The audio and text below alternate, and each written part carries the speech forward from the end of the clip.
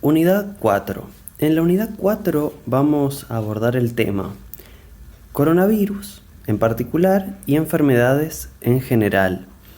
Obviamente desde una mirada sociocultural, desde las ciencias sociales, no desde lo que nos puede aportar la biología ni las ciencias médicas, ¿sí? Sino de una mirada bien sociocultural. Para ello tenemos en primer lugar un libro de Susan Sontag que se llama La enfermedad y sus metáforas. ¿Qué nos va a decir Susan Sontag en este libro? Este libro ella lo escribe luego de tener cáncer y va a tratar, entre otras cosas, el tema del cáncer. Y nos va a decir que la enfermedad no es una metáfora, que el modo más sano de estar enfermo es el que menos se preste al pensamiento metafórico. ¿Qué quiere decir esto? Bueno, ahora lo explico. La autora nos va a contar que durante el siglo XIX había toda una serie de metáforas sobre la tuberculosis, por ejemplo. Se decía, por ejemplo, que era una enfermedad del exceso de pasión, ¿sí? Era una enfermedad muy romantizada, muy estetizada, y se atribuían las causas, como bien les dije recién, a que era una persona muy apasionada. Bueno, toda esta mitología, todas estas metáforas, todos estos discursos sociales que estaban alrededor de la tuberculosis desaparecen cuando aparece el descubrimiento de la causa de la tuberculosis y el tratamiento de la misma. O sea, cuando aparece el tratamiento médico desaparecen los mitos y las metáforas que giraban en torno a la tuberculosis. Y en ese preciso momento toda esa serie de metáforas, de discursos, se desplaza hacia la enfermedad del cáncer, ya en el siglo XX y XXI.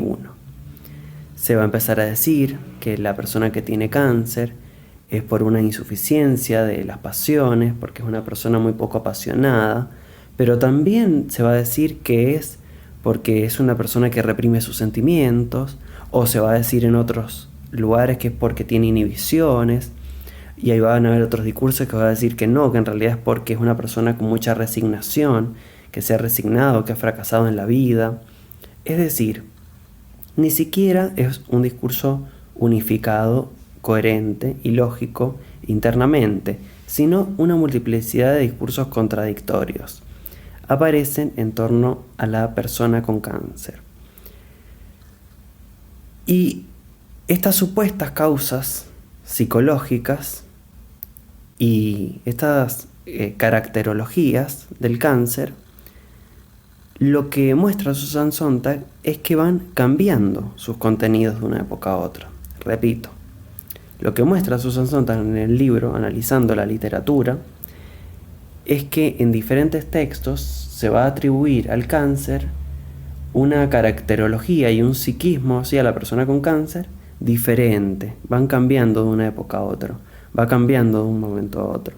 No es coherente, no es lógico, no está unificado, sino que son una serie de discursos que psicologizan una enfermedad al no conocerse las causas médicas o al no estar del todo claras todas las causas médicas, porque en realidad el cáncer no es una enfermedad, sino que hay una multiplicidad de enfermedades a las que se llama cáncer, ¿verdad?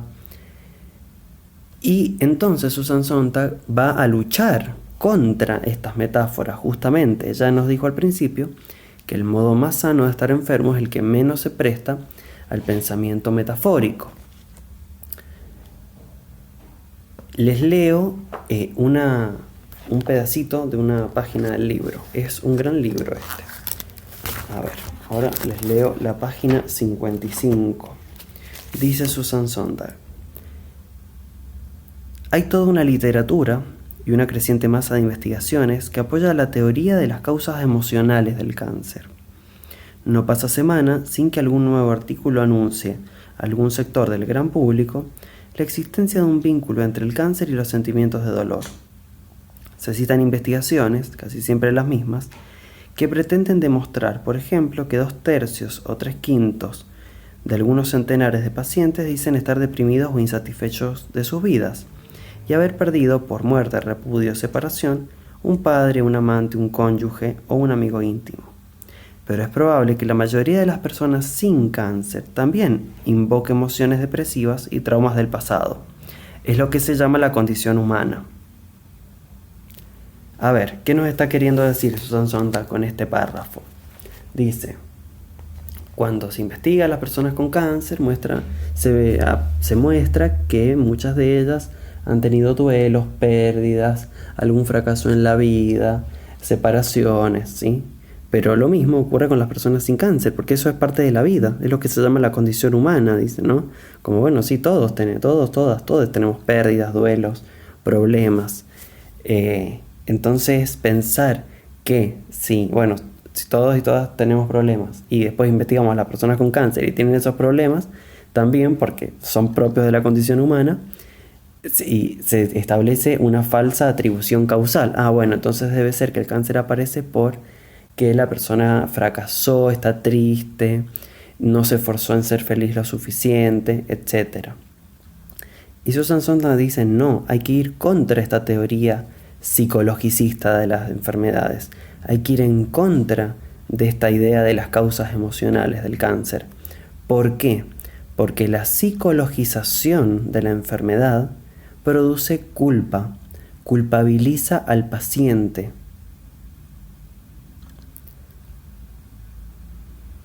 Y eso es producirle más dolor al paciente. Esto está súper instalado a nivel social.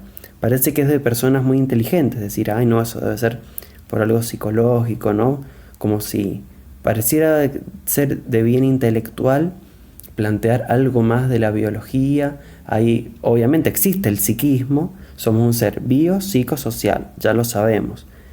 Pero que existan múltiples esferas no significan que una debe invadir a las otras. Lo psíquico es lo psíquico y está relacionado con las otras esferas, y lo biológico es lo biológico, y lo social es lo social. Obviamente un problema en una esfera afecta a las otras, pero de allí atribuir una causa emocional o psicológica a una enfermedad que no es psicológica es iatrogénico, no ayuda, culpabiliza y además individualiza el problema. Cuando vivimos en un país donde el glifosato, vivimos en el país que más glifosato utiliza por cantidad de habitantes del mundo en el agronegocio, ¿sí? El glifosato es un pesticida, es un veneno, es un químico para eliminar plagas y tener más cosechas y más soja, pero que después es potencialmente cancerígeno, ¿sí? Entonces, al pensar que todos son problemas individuales y emocionales y psicológicos de una personita, estamos obviando, no nos estamos percatando de los problemas sociales, políticos, y de las políticas agrarias que sí tienen que ver con el cáncer porque se utilizan pesticidas que son potencialmente cancerígenos. Bien, pero volviendo al texto de Susan Sontag, además de esta lucha contra las metáforas respecto de la tuberculosis, pero más puntualmente del cáncer, en el siglo XX y XXI, antes de la tuberculosis, ¿no? La autora nos va a hablar de otra serie de metáforas que son las metáforas bélicas de la enfermedad. Esto se vio mucho durante la pandemia, ¿sí? Se decía que el coronavirus era un enemigo invisible. No es un enemigo invisible, es un virus. Se decía que estábamos en guerra contra el virus. Y toda esa serie de metáforas lo que hacen es muchas veces habilitar el surgimiento de estados más autoritarios y también tomar medidas más extremas. Por ejemplo, durante la dictadura se decía que el comunismo era un cáncer. El cáncer de la sociedad es el comunismo. ¿Y estas metáforas para qué sirven? se las utiliza intencionalmente, porque si el cáncer es una enfermedad grave y para paliarla se utiliza la quimioterapia, que es bastante agresiva, ¿no? Entonces, si el comunismo es el cáncer, entonces hay que tomar la medida que sea pertinente, ¿sí? Y si hay que matar mucha gente, bueno, son los costos del tratamiento, ¿no? Ven cómo utilizar metáforas bélicas de la enfermedad y metáforas médicas en el terreno de la política y de la guerra, lo que habilita es a tomar medidas más autoritarias, más extremas, habilita al aniquilamiento de de ciertas poblaciones, a deshumanizar a ciertas personas, habilita genocidios, ¿no? Toda esa serie de cuestiones que son muy terribles y que entonces hay que estar alerta. Entonces, decía, a evitar las metáforas bélicas sobre la enfermedad y las metáforas médicas de la política y de la guerra, ¿sí? ¿Se entendió esto? Bien, hasta allí Susan Sontag, la enfermedad y sus metáforas. Pero en la unidad 4, además del tema de la enfermedad en general, tenemos el tema de la pandemia que actualmente en este año 2021 continuamos atravesando, que es la pandemia por coronavirus. Y acá también, desde las ciencias sociales, hay cosas para decir. Por eso ustedes van a ver que tienen en la bibliografía unas notas periodísticas que miran desde la sociología y desde la psicología el tema del coronavirus. Desde la sociología lo vamos a trabajar con un autor que se llama Daniel Feuerstein, que es sociólogo, especialista en genocidio, y escribió un artículo, en realidad no escribió un artículo, escribió unos tweets, y esos tweets fueron replicados en un artículo que se llama ¿Por qué fracasan las estrategias para frenar los contagios? Y después vamos a ver un textito mío que vincula psicología con coronavirus, evidentemente. Comencemos entonces con el texto de Daniel Feuerstein. ¿Qué nos va a decir acá este sociólogo? Va a hablar de que en las catástrofes aparecen mecanismos de defensa psíquicos, como por ejemplo la negación y la proyección. Esto tiene que ver con que nadie quiere aceptar la posibilidad de su propia muerte o la de terceros, de seres queridos, ¿sí? Nadie quiere aceptar esta posibilidad de la muerte propia o de seres queridos. Y nos va a decir que estos mecanismos de negación son persistentes, duran, ¿sí? Y que están vinculados a una resistencia a transformar las prácticas sociales. O sea, se quiere seguir viviendo como se vivía antes, no hay un duelo por esa vida que se tenía y se insiste en persistir en esa vida, y eso después, bueno, trae consecuencias, más muertos, evidentemente. ¿Qué más nos va a decir este autor? Que lo conveniente sería adecuarse a principios precautorios, o sea, ante la duda hay que tomar la medida más precautoria posible, no la menos precautoria posible. Como por ejemplo, habla de comenzar a naturalizar la utilización del barbijo, como en Oriente, que ya se los venía utilizando desde hace tiempo. O sea, en vez de rechazar, negar lo que ocurre, querer persistir en la vida que se tenía antes y con estas prácticas morir o terminar contagiando el virus a terceros, que también pueden fallecer, bueno, no, readecuarnos, ¿no? Transformar lo que consideramos que es la cotidianeidad y naturalizar ciertas prácticas, incorporarlas, como por ejemplo el uso del barbijo, el distanciamiento social, el uso del alcohol, ¿no? Para las manos. Y también este autor nos habla de otro tema que me parece que es muy importante, que es que hay algo que hay que tener en cuenta y hay que tener cuidado y precaución, que es el tema de la desensibilización ante la muerte. Que esto me parece que ya también está ocurriendo. Este texto tiene unos meses, creo que es del año pasado. ¿Qué quiere decir la desensibilización ante la muerte? Ya todos los días vemos que hay 800, 700 muertos por día en nuestro país de coronavirus, y eso ya no produce impacto. No digo que esté bien que no produzca impacto, digo que me parece que es un diagnóstico de lo que ocurre, ya es parte de la rutina. Se ha naturalizado, en vez de naturalizar prácticas como, no sé, el barbijo, el distanciamiento social, otros modos de funcionar, socialmente se ha naturalizado la cifra de muertos elevada, ¿no? Así como, por ejemplo, esto se puede comparar, pienso yo, el feminismo trata de desnaturalizar justamente las cifras de femicidios y de transfemicidios. O sea, no es lógico, evidentemente, pero además de no ser lógico, no es saludable socialmente que maten a una mujer cada 36 horas, 28 horas, ya no sé cuál es la estadística este año, pero no es... hay un problema cuando ocurre eso y socialmente eso está absolutamente naturalizado y no hay sensibilidad frente a ese dato, frente a ese hecho, que no son datos, son personas. Bueno, esto es lo mismo. Con el coronavirus se ha perdido esa sensibilidad ya. Si todos los días en nuestro país cayera un avión y hubieran 700 muertos porque cayó un avión, sería noticia, sería impactante eso todos los días.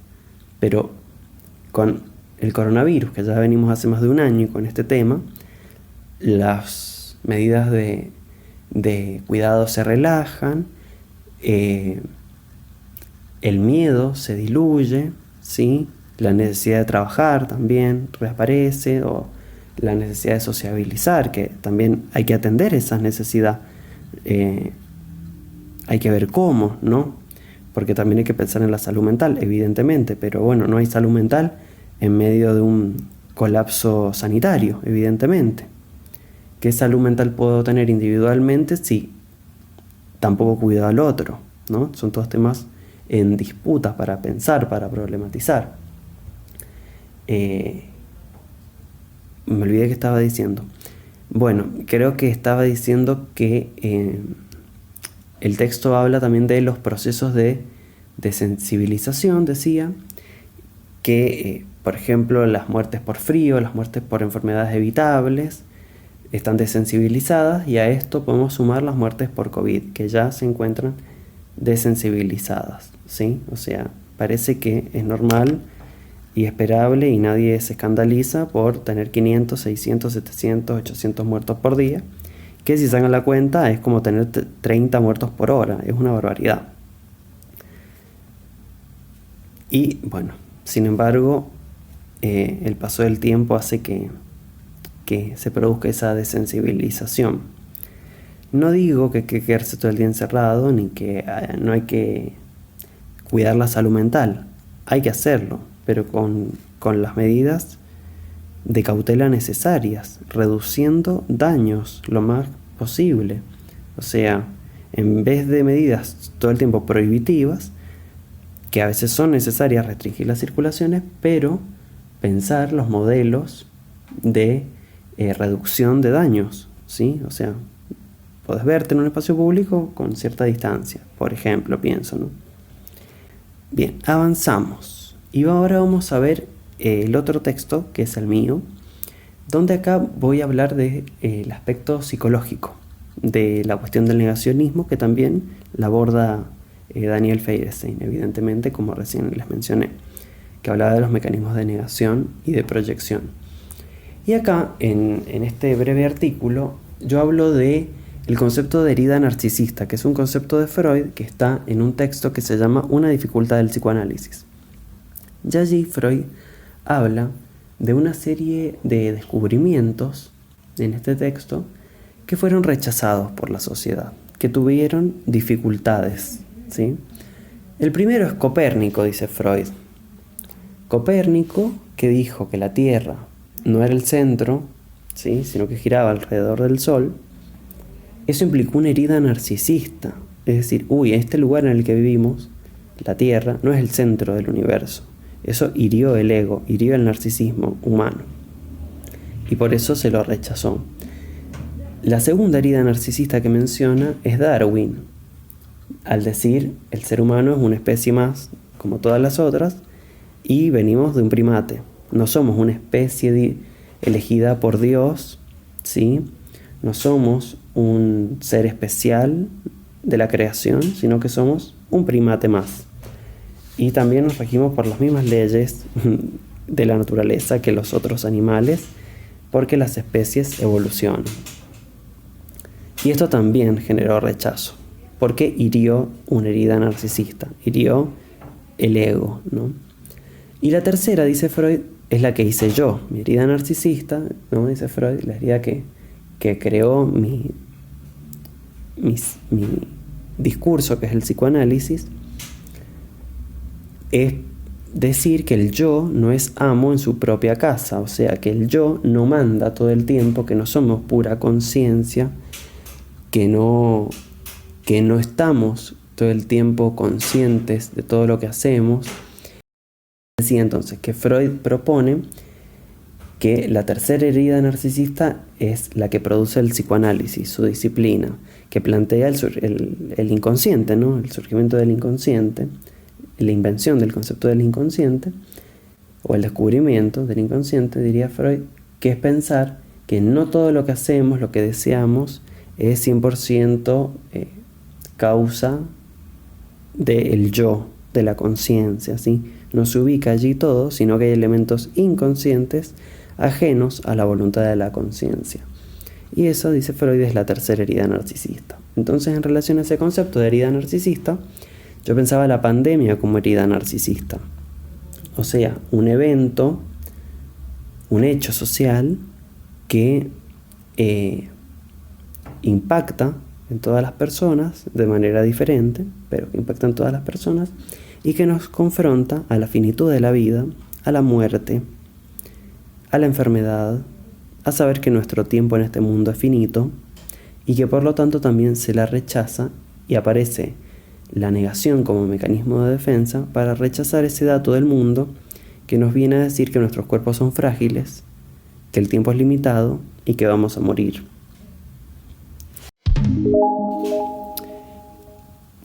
De todos modos, tenemos que tener en cuenta una cosa, que es que si bien individualmente tenemos que tomar prácticas y políticas de cuidado y reducir riesgos, no podemos caer en la trampa de la hiperindividualización de los problemas sociales, porque si no estaríamos haciendo lo mismo que dice el texto de Susan Sontag que no hay que hacer, ¿verdad? De buscar todo, la culpa y la solución, por lo tanto, y la responsabilidad en términos individuales. Si bien hay mucha gente que no se cuida, y si bien individualmente podemos tomar medidas, también están los elementos estructurales, macroscópicos, sociales, políticos, históricos. Pienso, por ejemplo, que si uno ve las imágenes de Buenos Aires, de los trenes, va a ver cómo están atestados de gente. Y esa gente, muchas veces de pocos recursos, que tienen que sí o sí salir a trabajar. No es gente que anda en una fiesta clandestina y que por eso se contagia y anda contagiando a todo el mundo y tomando todos la misma botella de Fernet. No. ¿Existe esa gente? Por supuesto. Y muy mal que haga esas prácticas. Pero también esas falta de empatía individual que existe no nos tiene que imposibilitar de ver el problema estructural, que también es que los medios de transporte están hacinados, vivimos en un país con 50% de pobreza aproximadamente, o 40 y algo. Entonces la gente no es como en Europa, que se puede quedar un tiempo largo en sus casas sin ir a trabajar, falta de conectividad de internet de mucha gente, por lo que no puede hacer el trabajo que hace virtual, o también hay trabajos que no pueden hacerse virtual por lo que hacen, ¿no?, por el tipo de trabajo. Entonces, si bien hay que pensar las cuestiones individuales, no se puede reducir todo al ámbito individual. Y por algo Latinoamérica, que es un lugar muy pobre y muy inequitativo, sobre todo es el lugar más inequitativo del mundo, más desigual, es el lugar en este momento del epicentro de la pandemia, evidentemente. No solo por las prácticas individuales y no principalmente, sino también por las condiciones estructurales, por las limitaciones estructurales, por los niveles de pobreza, porque la gente tiene que seguir saliendo a trabajar, porque los trenes están hacinados, etcétera, etcétera. Porque el internet no es algo que todo el mundo tenga necesariamente.